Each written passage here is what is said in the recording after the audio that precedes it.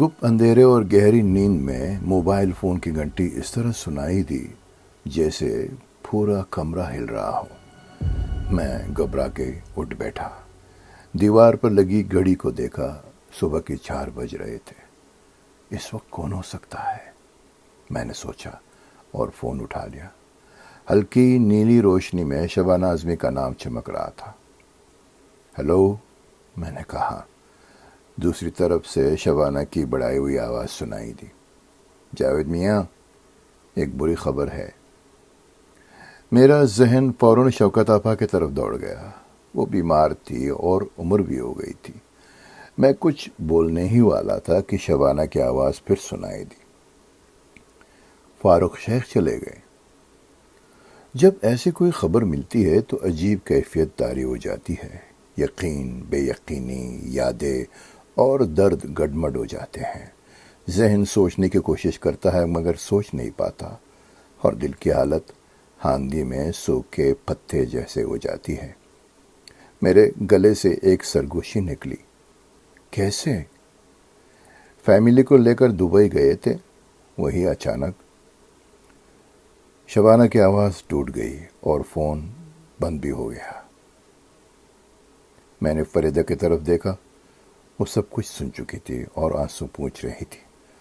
میں فون ہاتھ میں لیے اندھیرے میں بیٹھا رہا۔ ذہن خود بخود وقت کی پرانی پگ ڈنڈیوں پر دوڑنے لگا، جس پر دھندلے دھندلے اجالے دکھائی دے رہے تھے۔ چہرے جو کبھی زندہ تھے، آوازیں جو آج بھی زندہ ہے، یادیں جو کبھی نہیں مرتی۔ میرا دماغ یکایک سادے کاغذ کی طرح ہو گیا، جس پر لفظ نہیں تھے، بس ایک چہرہ بار بار بن رہا تھا۔ کھلا ماتھا، بڑی بڑی چمکتی ہوئی آنکھیں جن میں ذہانت، شرارت اور مستی کونتی رہتی تھی۔ بڑے بڑے ترشے ہوئے ہونٹ جن کی مسکراہٹ سارے چہرے کو روشن کر دیتی تھی۔ وہ چہرہ میں نے سب سے پہلے کہاں دیکھا تھا؟ بامبے سینٹرل اسٹیشن کے پاس بلاسس روڈ پر ایک سنیما ہوا کرتا تھا جس کا نام تھا الیگزینڈر۔ بہت بیچارہ سا سنیما تھا۔ کوئی نئی فلم کبھی ریلیز نہیں ہوتی تھی اور پرانی فلمیں بھی وہ دکھائی جاتی تھی جن کا رنگ روغن اتر چکا ہوتا تھا۔ ریل جگہ جگہ سے ٹوٹ چکی ہوتی تھی اور ساؤنڈ ایسے ہوتی تھی جیسے گلے میں خراش آ گئی ہو۔ آس پاس کا علاقہ ریڈ لائٹ ایریا کہلاتا تھا کیونکہ وہاں ناچنے گانے اور جسم فروشی کے بہت سے اڈے تھے۔ اس لیے شریف لوگ تو اس سنیما کے پاس سے بھی نہیں گزرتے تھے، مگر وہ شوقین جو ہالی ووڈ کے پرانے کلاسک دیکھنا چاہتے تھے اتوار کے دن صبح 10 بجے والے شو میں خاصی بڑی تعداد میں دکھائی دیتے تھے۔ ان لوگوں میں بھی شامل تھا اور اتوار کی اتوار الیگزینڈرا پہنچ جایا کرتا تھا۔ اس کی ایک وجہ یہ بھی تھی کہ مجھے ٹکٹ نہیں لینا پڑتا تھا۔ مجھ پر سنیما والوں کی یہ عنایت کیوں تھی، اس کے پیچھے ایک بڑی دلچسپ کہانی ہے۔ ایک موٹے سے چھوٹے سے آپتے کامتے بزرگ ہوا کرتے تھے۔ ان کا نام تھا M.A. خطیب۔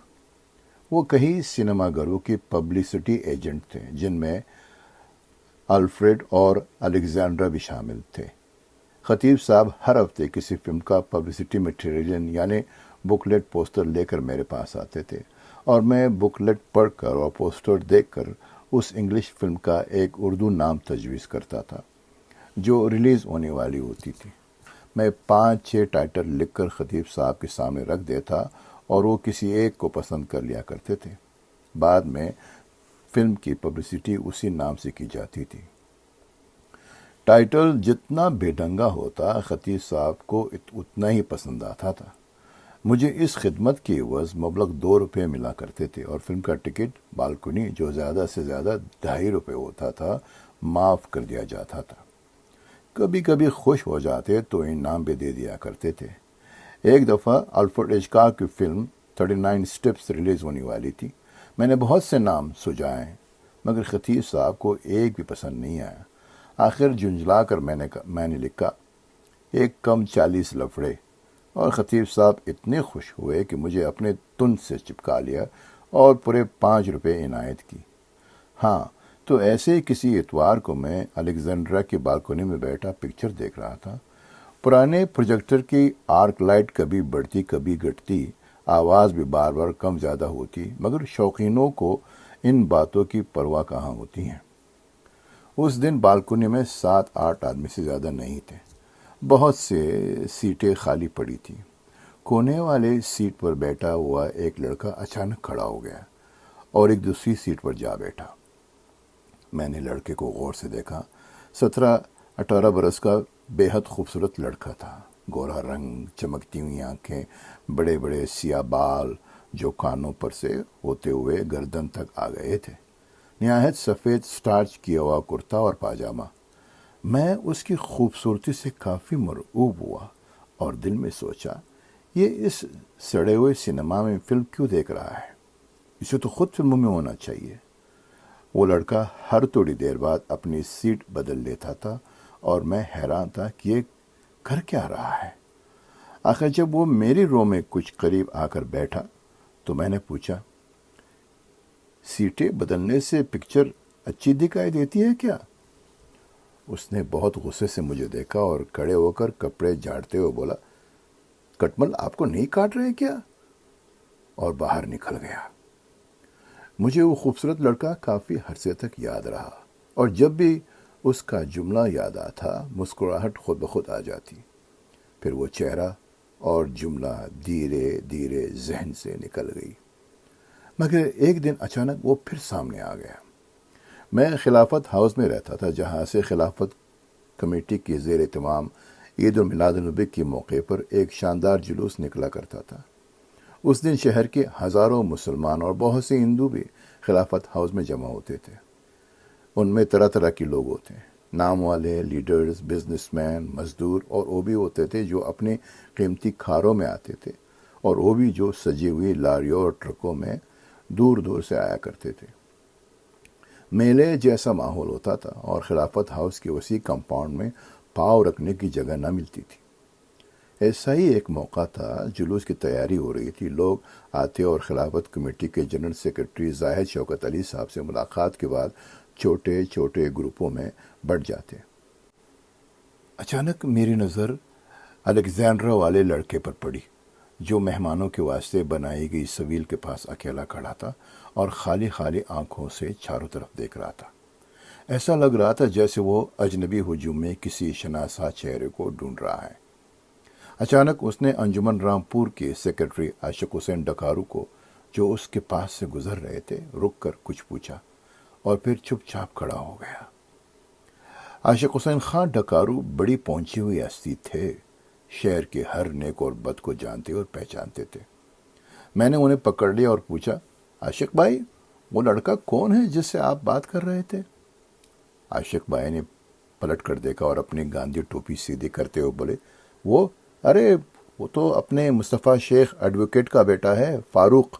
مصطفیٰ شیخ صاحب زاہد علی صاحب کے عزیز دوستوں میں سے ایک تھے اور تقریباً ہر شامی خلافت ہاؤس میں گزارتے تھے۔ موٹاپے کی حد کو چھوٹا ہوا بدن، چہرے پر ایک بے حد شفیق مسکراہٹ اور نرم لہجہ، ہمیشہ سوٹ پہنتے تھے یا پھر جیکٹ اور پینٹ۔ جب بھی آتے مجھ سے 2 منٹ بات کرنے کا وقت ضرور نکال لیتے۔ بہت ہی پیارے اور محبت کرنے والے آدمی تھے۔ ارے تو یہ اپنے مصطفیٰ انکل کا بیٹا ہے، اس سے ملنا چاہیے، میں نے سوچا اور اس کی طرف بڑھا، مگر وہ غائب ہو چکا تھا، شاید اکتا کر باہر نکل گیا تھا۔ چلو پھر کبھی مل لیں گے، میں نے خود سے کہا، مگر وہ پھر دکھائی نہ دیا۔ فاروق تیسری بار مجھے ایپٹا کے سٹیج پر دکھائی دے۔ یہ 1971 کا زمانہ تھا، جب ایپٹا ہر جمعے کو تیج پال ہال میں اپنا کوئی شو کرتا تھا، اور یہ کارنامہ تھا ایپٹا کے جنرل سیکرٹری عابد رضوی کا، جن کی کوشش نے بمبئی کی مردہ سٹیج میں ایک نئی روح پھونک دی تھی۔ ڈرامہ تھا تنہائی، جو ساگر سرحدی کا شاہکار ہے۔ اس کا مرکزی کردار ایک ایسی ہیروئن ہے جس کی جوانی اور مقبولیت کا دور گزر چکا ہے اور جو اپنی یادوں کے اندھیرے سے اجالے میں آنا نہیں چاہتی۔ وہ کردار شوکت کیفی نے ادا کیا تھا۔ اس کے دوسرے اداکاروں میں اے کے انگل، ایشان آریہ اور رمن کمار تھے۔ اسی میں ایک چھوٹا مگر اہم رول فاروق شیخ کا بھی تھا، جو انہوں نے بہت ہی اچھی طرح نبھایا تھا۔ تنہائی دیکھنے کے بعد میں فاروق شیخ سے ملا اور انہیں الیگزینڈر والا قصہ یاد دلایا۔ وہ بہت ہنسے اور بولے، ارے حضور، ان کٹملوں نے تو میرا الیگزینڈریا جانا ہی بند کرا دیا۔ میں فاروق سے اور بھی باتیں کرنا چاہتا تھا تاکہ اپنے اخبار میں شائع کر سکوں، مگر موقع ہی نہیں ملا۔ دیکھتے ہی دیکھتے ان کی چاروں طرف اتنے لوگ جمع ہو گئے کہ وہ بھیڑ میں چھپ گئے۔ ڈرامے کا سٹیج ان کے لیے نیا نہیں تھا۔ جب سینٹ زیویئر کالج میں پڑھا کرتے تھے تو وہاں صرف انگلش کی ڈراموں کے مقابلے ہوا کرتے تھے۔ فاروق نے لڑ جگڑ کے ایک سوسائٹی بنائی جو ہندی اور اردو کی ڈرامے کرنے لگی۔ فاروق اس سوسائٹی کے صدر تھے اور ان سے 2 سال جونیئر شبانہ اعظمی سیکرٹری۔ یہی ان کی ملاقات روپا سے ہوئی، جو بعد میں ان کی شریک حیات بنی۔ سینٹ زیویئر کالج میں ہندی اردو کی جتنے بھی ڈرامے ہوئے، ان میں سے زیادہ تر فاروق کے لکھے ہوئے اور ڈائریکٹ کیے ہوئے تھے۔ کالج کی سٹیج پر کیے جانے والے تجربے ان کی بہت کام آئے اور وہ ابٹا کے سٹیج پر اپنی جگہ بنانے میں کامیاب ہو گئے۔ اس زمانے میں تیج پال ہال کی رونق دیکھنے کی ہوتی تھی۔ ایسے ایسے نامور چہرے دکھائی دیتے تھے جو سڑک پر نکل جائیں تو بھیڑ جمع ہو جائے۔ بلراج سانی، کیفی اعظمی، منموہن کرشن، شوکت کیفی، اے کے اینگل، ایم ایس ستیو، شمع زیدی، وشوامترا دل اور ساگر سرحدی سے کسی کو ملنا ہوتا تھا تو سیدھا تیج پال ہال کا رخ کرتا تھا۔ میں بھی ہر جمعے کو آگست کرانتی میدان کی طرف، جہاں تیج پال ہال تھا، اس طرح بھاگتا ہوا جاتا تھا جیسے نیک مسلمان مسجد کو جاتے ہیں۔ اس تھوڑے سے عرصے میں جب تک تیج پال میں ابٹا کی ہفتہ سرگرمیاں جاری رہی، مجھے بہت کچھ جاننے، سمجھنے اور سیکھنے کا موقع ملا۔ انسان دوستی، سماجی برابری اور سچ کی جیت پر یقین کی جو سبق میں نے پڑھے، وہ ساری زندگی کام آئے، بلکہ اب بھی چراغ راہ ہیں۔ یہ ساری باتیں کسی نے سکھائی یا بتائی نہیں، ان دوستوں، ساتھیوں اور بزرگوں نے اپنے کہنے سے نہیں، کرنے سے یہ بتایا کہ انسانیت کی اعلیٰ اقدار کیا ہوتی ہے۔ گزرے دنوں کا ابٹا میرا کمزور پہلو ہے اور جب بھی بات نکلتی ہے دور تک چلی جاتی ہے، جس کے لیے معافی چاہتا ہوں۔ ہاں، تو بات ہو رہی تھی فاروق شیخ کی۔ انہوں نے ابٹا کی بہت سے ناٹکوں میں کام کیا، جن میں تنہائی، دوسرا آدمی اور خالد کی خالہ بہت پسند کیے گئے ہیں۔ ابٹا سے فاروق کا رشتہ آخر تک قائم رہا۔ وہ ہمیشہ ابٹا کی سرگرمیوں میں بڑھ چڑھ کر حصہ لیا کرتے تھے۔ ابٹا کی طرف سے ہونے والے انٹر کالج ڈرامہ کمپٹیشن میں خاص دلچسپی لیتے تھے۔ اسی ابٹا سے فاروق کا فلمی سفر شروع ہوا۔ ابٹا کے سرگرم رکن، اسٹیج ڈائریکٹر اور پروڈکشن ڈیزائنر ایم ایس ستیو اپنی فلم بنا رہے تھے، جس کی کہانی عصمت چغتائی نے لکھی تھی۔ گیت اور مکالمے کیفی اعظمی کے تھے اور فلم کا مرکزی کردار بلراج سانی ادا کر رہے تھے۔ فلم کا نام تھا گرم ہوا۔ یہ ایک مسلمان خاندان کی کہانی ہے جو ہندوستان کی کوکھ سے پاکستان پیدا ہونے کے بعد جذبات اور حالات کے دوراہے پر آ کر کھڑا ہو گیا تھا۔ سلیم احمد، بلراج جی کا تقریباً سارا خاندان پاکستان جا چکا تھا، یہاں تک کہ بڑا بیٹا بھی چلا گیا تھا۔ ایک دن وہ بھی ٹوٹ گئے اور جانے لگے تو انہوں نے اپنے چھوٹے بیٹے فاروق کو دیکھا، جو دوسری سمت جا رہا تھا۔ گرم ہوا میں فاروق کا کردار سب سے اہم ہے کیونکہ وہ افراتفری، بے یقینی اور خوف کے ماحول کو ایک نیا مفہوم دیتا ہے۔ وہ زبان سے کچھ نہیں کہتا مگر اپنی آنکھوں سے بولتا ہے۔ گرم ہوا ہمیشہ گرم نہیں رہتی، اس کا مزاج بدلتا رہتا ہے۔ جو آج لو ہے کل ٹنڈا چوکھا بھی بن سکتی ہے۔ ملک بدلنے سے کچھ نہیں ہوگا، وقت کو بدلنے کی کوشش کرو۔ یہ فلم آج ہندوستانی فلمی تاریخ کا ایک موڑ سمجھی جاتی ہے کیونکہ یہاں سے نیو ویو سینما کا آغاز ہوتا ہے۔ گرم ہوا میں فاروق کو بہت سراہا گیا۔ کچھ بزرگ تو اب بھی کہتے ہیں، ارے ہمیں تو فلم دیکھتے ہی اندازہ ہو گیا تھا کہ ایک سٹار پیدا ہو رہا ہے۔ پوت کے پاؤں پالنے میں دکھائی دے رہے تھے۔ فاروق نے تقریباً 57 فلموں میں کام کیا، جن میں سے کچھ بہت مشہور ہوئے، جیسے گرم ہوا، گمن، شطرنج کے کھلاڑی، امراؤ جان، نوری، بازار، رنگ برنگی، بیوی ہو تو ایسے، کتھا، ساتھ ساتھ اور چشم بدور۔ فاروق نے کچھ ٹی وی سیریل بھی کیے ہیں جو بہت پسند کیے گئے تھے۔ ان میں سے شری کانت، چمتکار اور جی منتری جی بہت مقبول ہوئے۔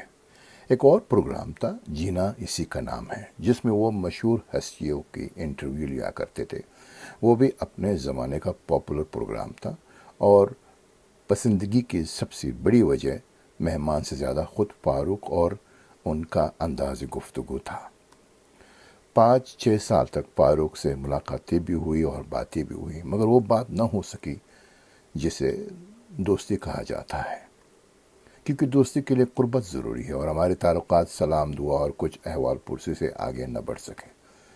فاروق کو سمجھنے اور ان کے قریب جانے کا موقع اس وقت ملا جب وہ شطرنج کے کھلاڑی کی شوٹنگ کے لیے کلکتے آئے۔ شوٹنگ کے دوران جب بھی وقت مل جاتا ہم مل بیٹھتے اور باتیں کرتے۔ ہم دونوں میں بہت سی باتیں مشترک تھی، اس لیے ان کے ساتھ وقت گزارنا اچھا لگتا تھا۔ دھیرے دھیرے مجھے اندازہ ہوا کہ فاروق ان ایکٹروں میں سے نہیں ہیں جن کی زندگی سٹیج سے شروع ہوتی ہے اور اسکرین تک پہنچنے پر ختم ہو جاتی ہے۔ وہ کافی پڑھے لکھے آدمی تھے، اخبار بڑی پابندی سے پڑھتے تھے اور کوئی نہ کوئی کتاب ہمیشہ پاس رہتی تھی جو سفر کے دوران ان کی رفیق ہوتی تھی۔ ہندوستانی سیاست ہو، سماج میں پہلی و برائیاں ہوں، یا ملکوں اور قوموں کی مابین طاقت کی رساکشی، فاروق اپنی ایک رائے رکھتے تھے، اور وہ رائے عام طور پر بڑی سوچی سمجھی اور سلجھی ہوئی ہوتی تھی۔ مسلمانوں میں تعلیم کی کمی اور ان کی بدحالی کا ذکر جب بھی آ جاتا تھا تو فاروق کا لہجہ بدل جاتا تھا۔ اس میں ایسی تلخی سنائی دیتی تھی جو ایک بے حد دردمند دل کی نشاندہی کرتی تھی۔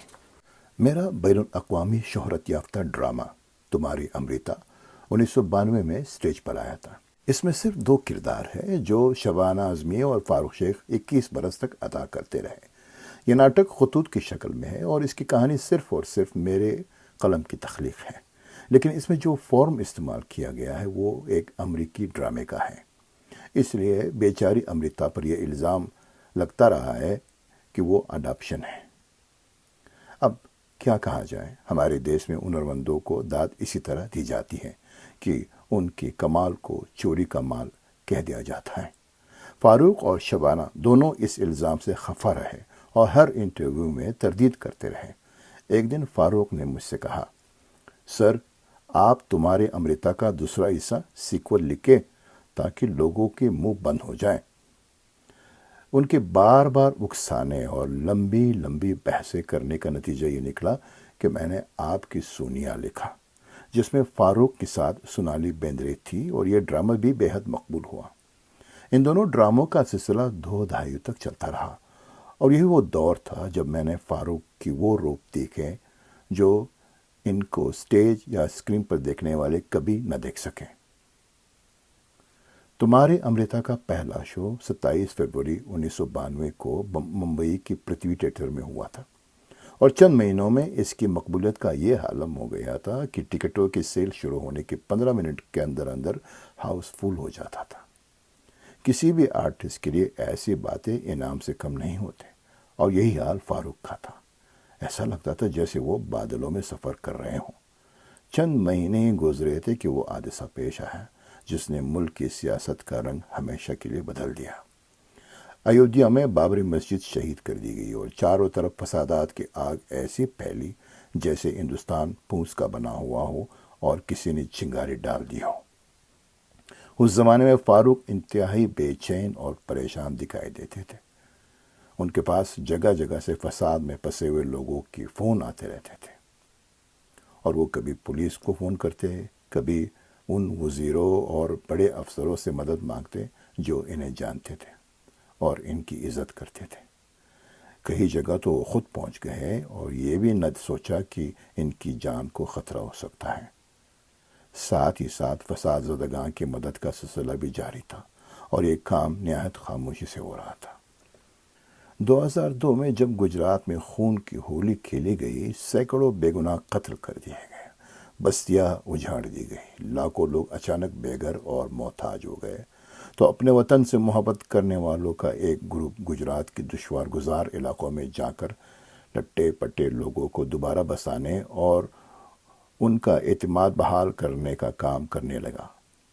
ان میں بھی فاروق پیش تھے، چونکہ گجراتی ان کی باپ اور ماں دونوں کی زبان تھی۔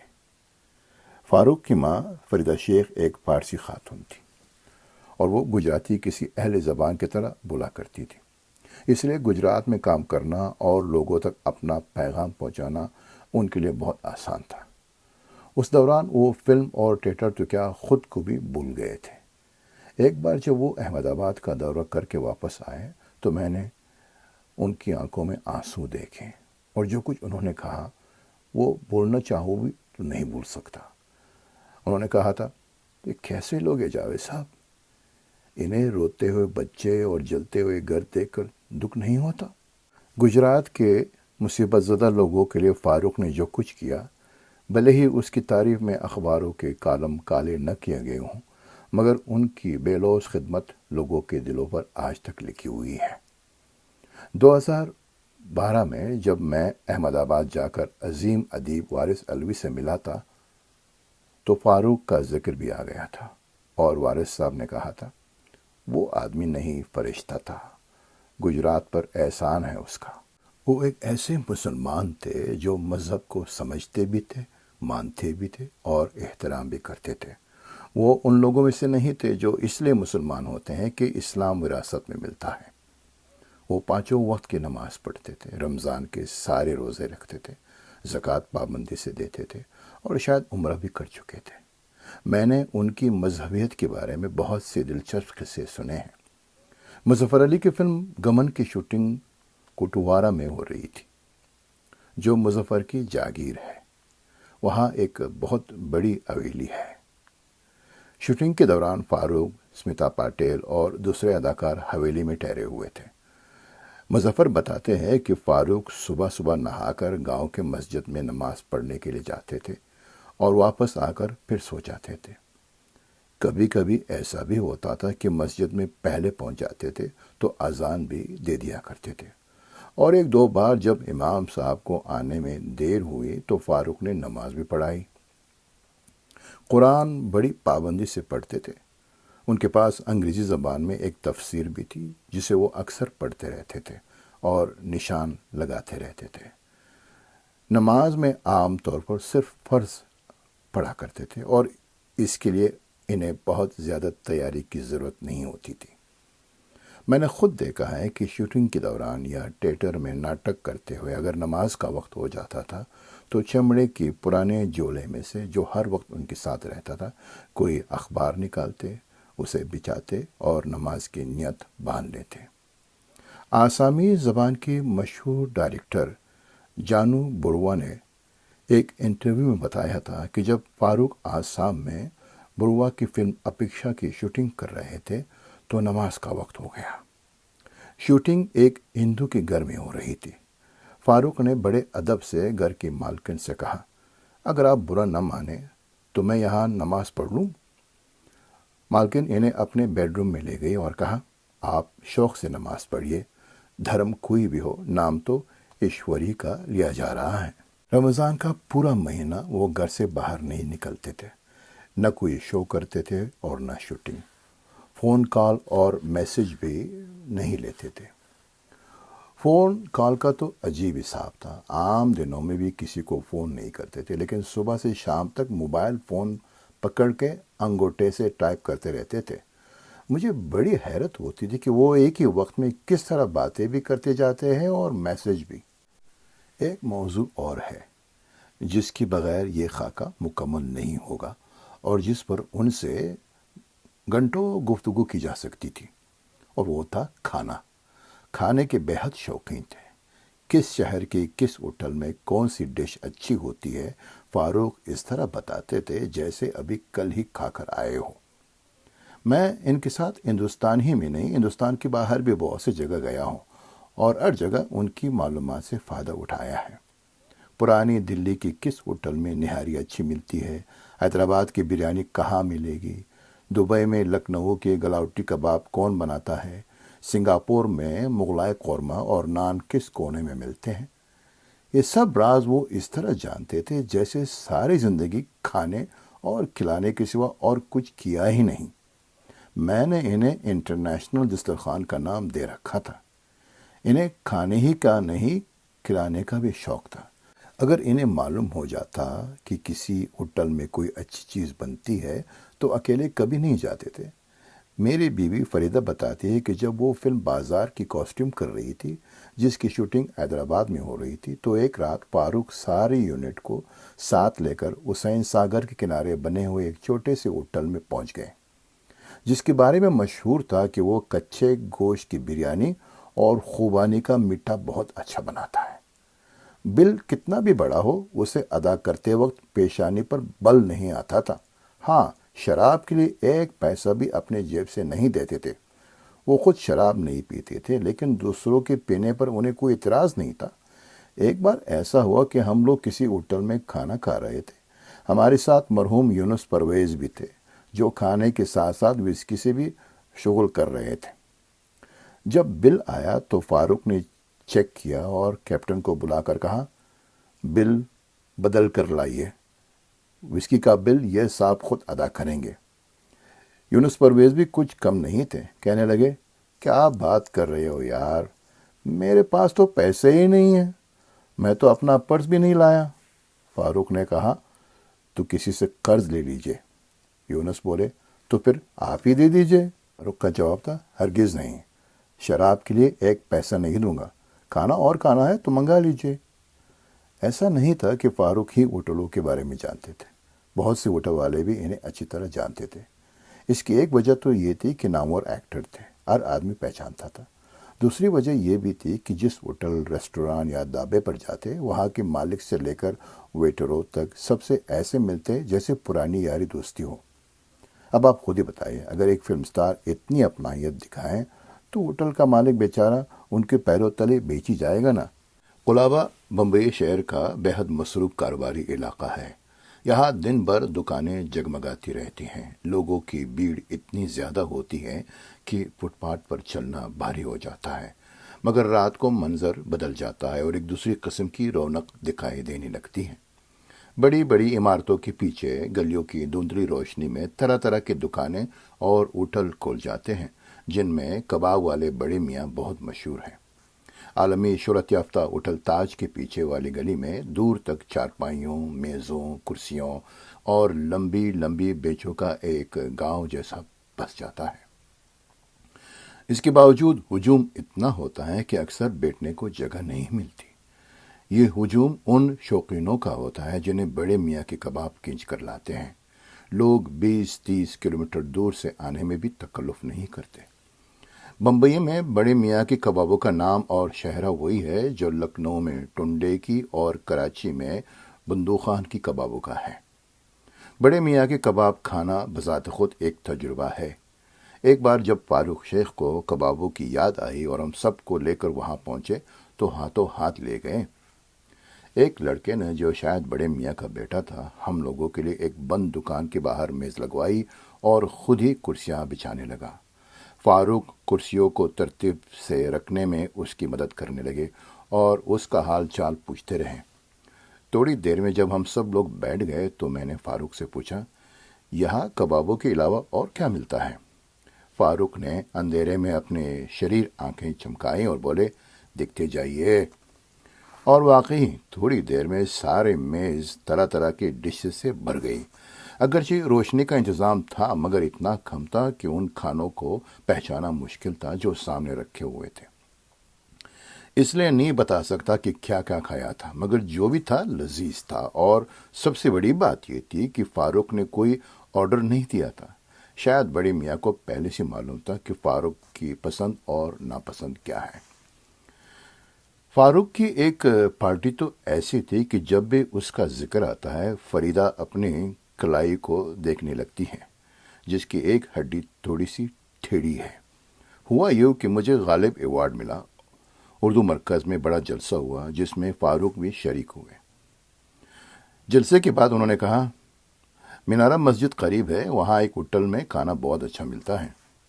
فاروق کے ساتھ ہم 4 آدمی یعنی میں اور فریدہ، لبنہ اور سلیم عارف ہوٹل میں پہنچے، جو چھوٹا سا تھا مگر صاف ستھرا تھا۔ جب ہم لوگ ہوٹل کی طرف جا رہے تھے تو فاروق نے فریدہ کی ساڑی کی تعریف کرتے ہوئے کہا، فریدہ جی، آپ کی ساڑی بہت خوبصورت ہے اور اس میں آپ کچھ زیادہ ہی خوبصورت لگ رہی ہیں، نظر لگ سکتی ہے۔ ہم سب ہنس پڑے۔ فاروق کے جملے تو رستے بھر چلتے ہی رہتے تھے۔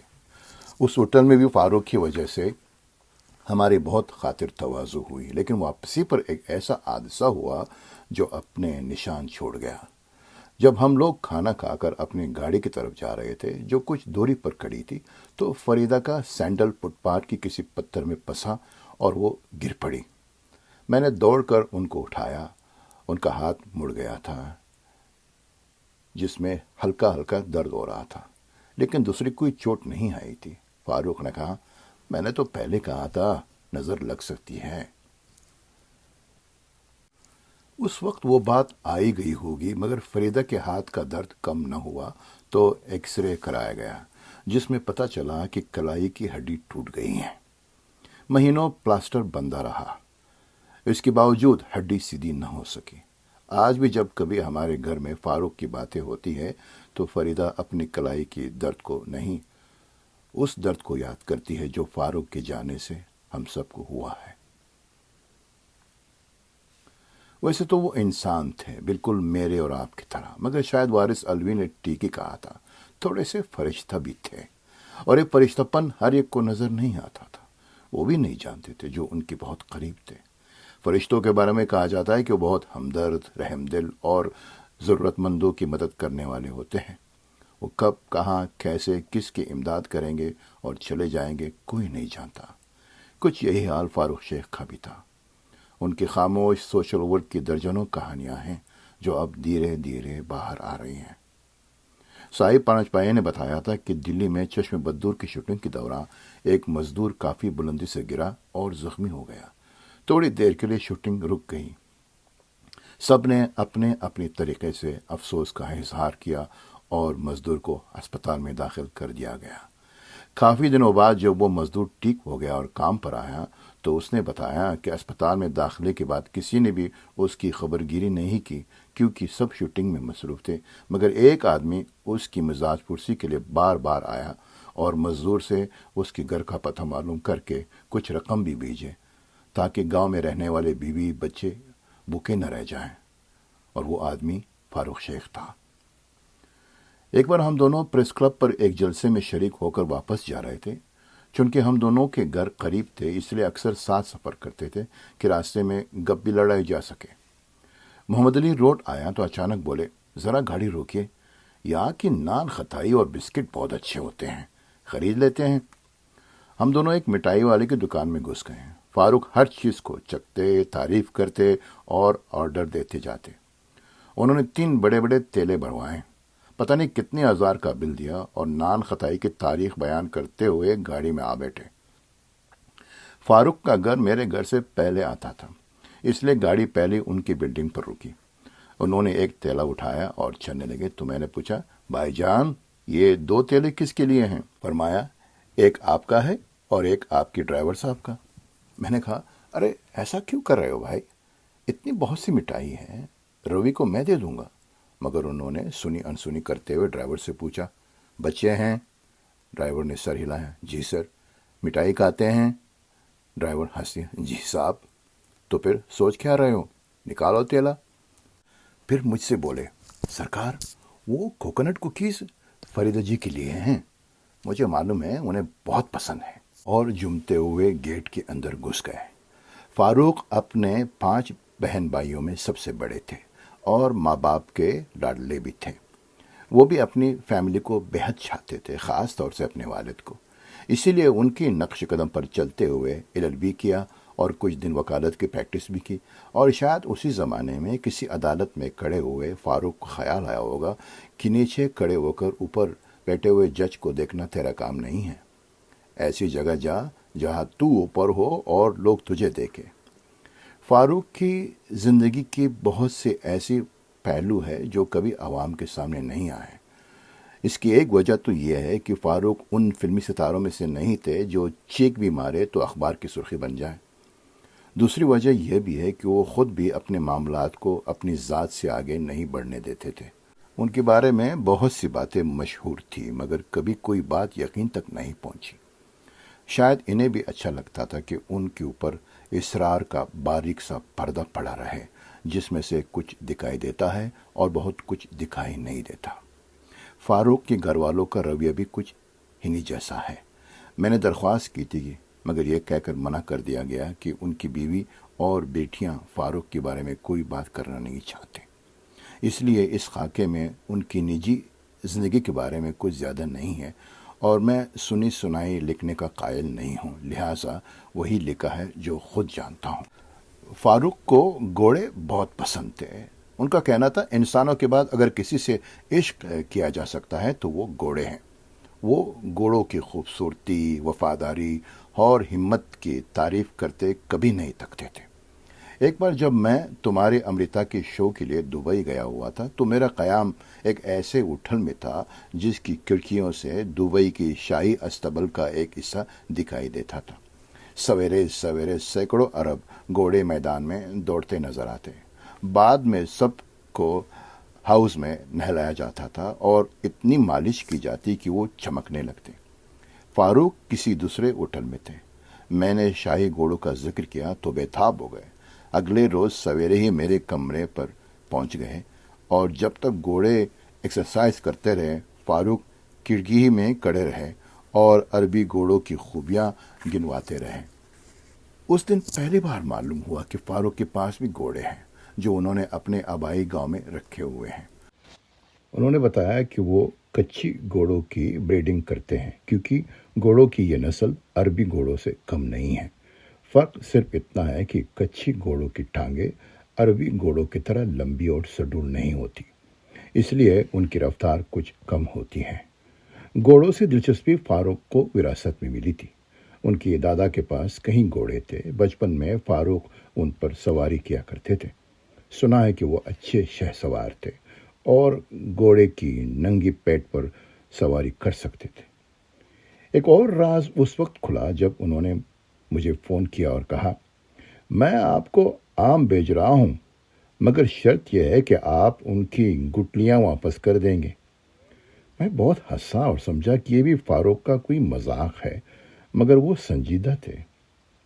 آخر جب میں نے گٹلیاں واپس کر دینے کا وعدہ کر لیا تو ان کا آدمی 2 درجن آم لے کر آیا جو نہایت خوشبودار اور لذیذ تھے۔ وعدے کے مطابق گٹلیاں تو میں نے واپس کر دی مگر ان سے پوچھے بغیر نہ رہ سکا کہ ان گٹلیوں کا چکر کیا ہے۔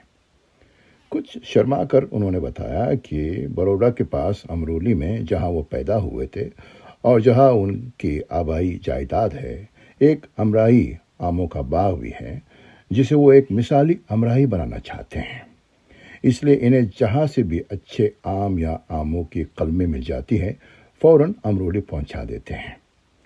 آموں کا شوق انہیں ملیح آباد تک لے گیا تھا جہاں آموں کا وہ تاریخی پیڑ ہے جس میں ایک ہی وقت میں 58 قسم کے مختلف آم پیدا ہوتے ہیں۔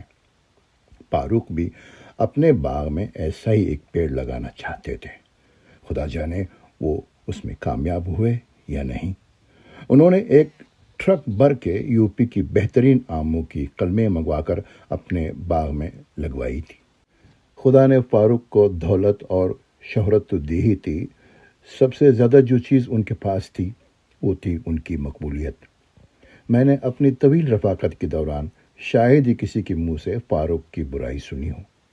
یہ مقبولیت ان کی سادگی، ملنساری اور کسی حد تک خاکساری کی وجہ سے تھی۔ انہوں نے کبھی کسی کو یہ احساس نہیں ہونے دیا کہ وہ بہت مشہور فلم سٹار ہے اور ان کا مقام دوسروں سے الگ اور اونچا ہونا چاہیے۔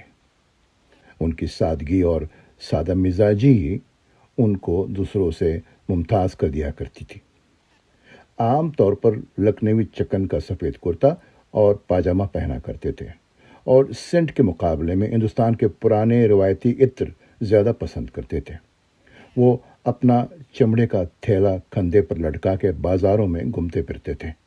اکثر ایسا ہوتا تھا کہ لوگ کنفیوز ہو جاتے تھے۔ وہ سمجھ نہیں سکتے تھے کہ یہ ایک स्टार आम आदमियों की तरह सड़कों पे घूम फिर सकता है। गाड़ी थी, मगर ज़्यादातर ऑटो रिक्शा में सफ़र किया करते थे। कई बार ऐसा हुआ कि मेरे ऑफिस में मीटिंग या रिहर्सल के बाद जाने लगे तो मैंने कहा, मेरा ड्राइवर आपको छोड़ आएगा। मगर वो बोले, अरे नहीं नहीं, इसकी क्या ज़रूरत है, 4 कदम का फासला है, मैं चला जाऊंगा। अक्सर इसी तरह जवाब देकर सामने से आते हुए पहले ऑटो रिक्शा में छलांग लगा देते और ये जाओ जा। अब अगर कोई लड़का जवान हो, खूबसूरत हो और मशहूर भी हो तो उससे इश्क करने वाली लड़कियों की कोई कमी तो हो ही नहीं सकती। फारूक को चाहने वालियां भी दर्जनों थी, मगर फारूक ने रूपा के अलावा भी किसी को चाहा, ये कभी मालूम न हो सका। बहुत सी लड़कियां दोस्त थी, मगर बात दोस्ती से आगे कभी नहीं बढ़ी। इस सिलसिले में शबाना ने एक बड़ा मज़ेदार वाक़या सुनाया था कि एक बार वो दोनों कॉलेज की बाहर फुटपाथ पर खड़े बातें कर रहे थे कि एक औरत भीख मांगती हुई आई और उनके सामने हाथ फैला दिया। फारूक ने एक अट्टनी उसकी हथेली पर रख दी। बेकारन ने सलाम किया और दुआ दी, सुखी रहो, सदा जोड़ी बने रहे। शबाना बताती है कि फारूक ने भड़क कर बेकारन का रास्ता रोक लिया और कहा, चल वापस कर मेरी अट्टनी, बढ़िया ही इसके साथ मेरी जोड़ी बनाने वाली। शबाना का कहना है कि फारूक हमेशा उनका मजाक उड़ाया करते थे और कभी एक लफ्ज़ भी हमदर्दी का उनके मुंह से नहीं निकलता था। मगर जब कभी कोई परेशानी होती तो फारूक पहले आदमी होते जो मदद करने के लिए पहुंचते। कई हीरोइनों के बारे में भी फारूक की दोस्ती की कहानियां फैली थी, मगर पता नहीं इनमें से सच कितनी है और झूठ कितनी। एक बार ऐसा हुआ कि फारूक मेरे मीटिंग रूम में आए तो उनके साथ एक हीरोइन भी थी जिनकी कई फिल्में कामयाब हो चुकी थी और जिन्हें अच्छी अदाकारों में गिना जाता था। फारूक ने तारुफ कराया और कहने लगे, हुजूर, इनके लिए भी एक नाटक लिख दीजिए। मैंने वादा किया कि मैं कुछ सोचता हूँ। वो हीरोइन फारूक के साथ 3-4 बार मुझसे मिलने आई और धीरे धीरे मुझे अंदाज़ा हुआ कि वो जितनी देर बैठती रहती है, आंखों ही आंखों में फारूक पर निसार होती रहती है। एक दिन मैंने फारूक से कहा, सरकार, इन मुहतरमा को आपसे शदीद किस्म का इश्क हो गया है और ये नाटक अपनी अदाकारी दिखाने के लिए नहीं बल्कि आपकी कुर्बत हासिल करने के लिए करना चाहती है। फारूक बहुत ज़ोर से हंसे और बोले, मुझे मालूम है, मगर ये इनकी प्रॉब्लम है, मुझे तो उनसे इश्क नहीं है। मेरा ख्याल है शायद इनका यही रवैया उन दूसरी औरतों के साथ भी रहा होगा जो इन्हें चाहती थी। पैसे के लेन देन का मामला अजीब था। कुछ प्रोड्यूसरों का कहना है कि अपनी फीस के बारे में कोई भावताव नहीं किया करते थे। कोई एक रकम बता देते थे और कहते थे कि इतना ही लूँगा, मंजूर है तो ठीक है, वरना अल्लाह हाफिज़। लेकिन ऐसा भी सुना है कि उन्होंने कुछ फिल्में मुफ्त में की थी और कुछ एक टोकन अमाउंट ही लेकर मुकम्मल की थी। एक दफ़ा एक नया डायरेक्टर इनके पास गया और कहने लगा, मेरे फिल्म में जो किरदार है वो आपके सिवा और कोई नहीं कर सकता, मगर मेरे पास आपको देने के लिए पैसे नहीं हैं। फारूक ने स्क्रिप्ट सुना और नई डायरेक्टर से कहा, मैं 2 शर्तों पर काम करूँगा। पहली शर्त, मुझे ये मत बताना कि कितना पैसा देना चाहते हो। दूसरी शर्त, जो भी देना है वो खामोशी से इस पत्ते पर भेज देना, और एक यतीम खाने का पता दे दिया। लेकिन दूसरी तरफ ये भी था कि जब तक पैसे न मिल जाते वो न सेट पर जाते और न स्टेज पर। SA कम्युनिकेशन के ड्रामे आपकी सोनिया का चश्मदीद गवाह हूँ। ये नाटक तुम्हारे अमृता का दूसरा हिस्सा है। इसे सलीम आरिफ ने डायरेक्ट किया था और लुबना सलीम प्रोड्यूसर थी। इस ड्रामे के बहुत से शोज सिर्फ इसलिए ना हो सके कि जो लोग शो करा रहे थे उन्होंने वक्त पर पैसे नहीं भेजे और फारूक ने डेट कंफर्म नहीं की। यहाँ एक और छोटी सी बात का जिक्र करना चाहता हूँ। तुम्हारे अमृता के प्रोड्यूसर से यह तय हुआ था कि वो मुझे लिखने का कोई मुआवजा नहीं देंगे, लेकिन हर एक शो से खर्च निकालने के बाद जो मुनाफा होगा उसे 4 हिस्सों में बांट दिया जाएगा। 25% शबाना आज़मी का, 25 फारूक शेख का, 40% प्रोड्यूसर का और 10% इस अखीर ड्रामा निगार का। مگر مجھے ہمیشہ یہ محسوس ہوتا رہا کہ جو رقم مجھے دی جاتی ہے وہ 10% نہیں ہے۔ اپنا شک دور کرنے کے لیے میں نے فاروق سے کئی بار پوچھا کہ اگر وہ یہ بتا دے کہ انہیں کس شو سے کیا ملا تو مجھے اندازہ ہو جائے گا کہ میرا حصہ اتنا ہی ہے جتنا ملنا چاہیے، مگر فاروق شیخ نے کبھی نہیں بتایا۔ کبھی ہنس کر، کبھی کوئی لطیفہ سنا کر، یا کبھی خاموشی سے بات کو ٹال دیا۔ پتہ نہیں وہ اپنی آمدنی کو راز رکھنا چاہتے تھے یا پروڈیوسر کی محبت میں خاموش رہتے تھے۔ اب بھی سوچتا ہوں تو فیصلہ نہیں کر پاتا کہ اس معاملے میں انہوں نے جو کچھ میرے ساتھ کیا وہ ان کی خوبی تھی یا خامی۔ تمہارے امرتا کا آخری شو 14 دسمبر 2013 کو تاج محل کے سامنے ہوا تھا، جسے ہزاروں شائقین نے دیکھا۔ وہ ایک بے حد کامیاب شو تھا، جس کے بعد شبانہ نے فاروق سے کہا تھا، امرتا کو اس سے زیادہ شاندار فینالے نہیں مل سکتا۔ ہمیں یہ ڈرامہ کرتے کرتے 21 برس ہو چکے ہیں، اب اس پر پردہ گر جانا چاہیے۔ اور فاروق نے شبانہ کو ڈانٹ کر کہا تھا، واٹ نان سینس، ابھی تو ہمیں یہ پلے 21 برس اور کرنا ہے۔ انہیں کیا معلوم تھا، شبانہ کی زبان سے وقت بول رہا تھا، وقت جو اس بات کی ٹھیک 14 دن بعد 28 دسمبر 2013 کو ہمیشہ کے لیے تھم گیا۔ فاروق وہاں چلے گئے جہاں سنا ہے کہ صرف فرشتے ہی جا سکتے ہیں۔ اس ایک شخص میں تھی دلربائیاں کیا کیا، 1000 لوگ ملیں گے مگر کہاں وہ شخص۔